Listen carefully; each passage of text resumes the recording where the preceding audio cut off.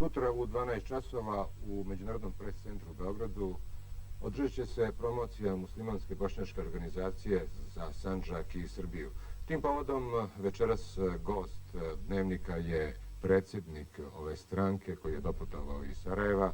Tim povodom gospodin Adil Zulfikar Pašić. Dobro večer i dobrodošli. Vaš istorijski, kako ste ga nazvali, sporazum među muslimana i Srba u Bosni i Hercegovini, dokle je stigao? Da li je spreman taj sporazum za potpis? Vidite, taj sporazum je bio spreman za potpis, ali mada je u početku u njemu učestvovao Alija Izetbegović i njegova stranka SDA kroz njega, on je izmijenio mišljenje i stvorio jednu atmosferu protiv toga sporazuma, a naročito protiv mene i akademika Filipovića. Tako da smo mi u jednom momentu osjetili potrebu da bi on trebao možda da ili razjasni se tačno da li je spreman da se priključi tome sporazumu ili da ga on sam preuzme, da napravi jedan sličan sporazum, a da se mi povučemo sa scene, jer nama nije bilo pitanju ko će promovirati problem Bosne i Hercegovine, njenu ravnopravnost, njenu cjelovitost, nego je bilo pitanje da se to riješi. I mi smo se u jednom momentu povukli da bi njemu dali mjesta da on to uradi.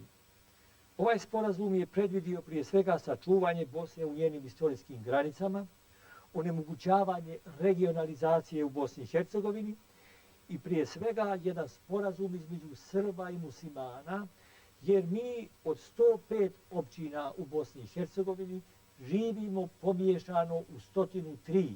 Dakle, mi živimo kuća do kuće i problemi koji su nastali između nas, nepovjerenja i čak šta više i izvesne mržnje, a onda naoružavanje, to da je Bosna postala mjesto da postane pionir rješavanja jugoslavenskog problema, Bosna je postala jedno krizno područje.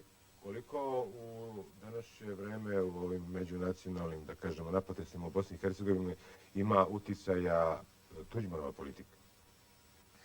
Ja mislim da na Bosnu i Hercegovinu mnogo utiče politika Tuđmana, isto tako kao što utiče politika i Miloševića u Srbiji.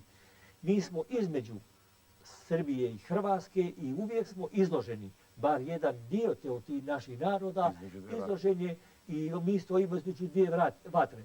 Sada, kako riješiti taj problem, kako stvoriti atmosferu povjerenja, pitanje svake političke stranke. Naša stranka vidjela je da je glavni i osnovni problem i toga se mi sačuvati Jugoslaviju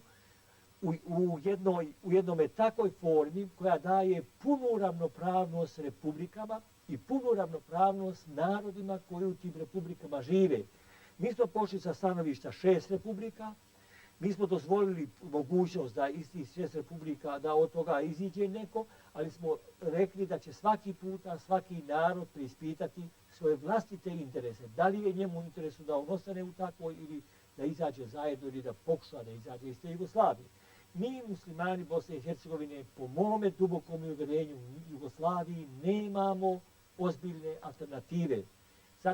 Zato smo moja stranka bile da mi u tome se ne ustručavamo, da kažemo da je to naša politička opcija pod uvjetom da budemo ravnopravni Srbiji, Hrvatskoj i onim zemljama koji u Jugoslaviji ostanu. Gospodine Zulfikar Pašić, vi ćete verovatno o tome svemu sigurno opširnije govoriti na sutrašnjoj konferenciji za štampu ovdje u Beogradu. Svakako. Hvala vam što ste bili gost. Bilo mi je drago da ste mi dali priliku da o tome nešto kažem. Hvala vam.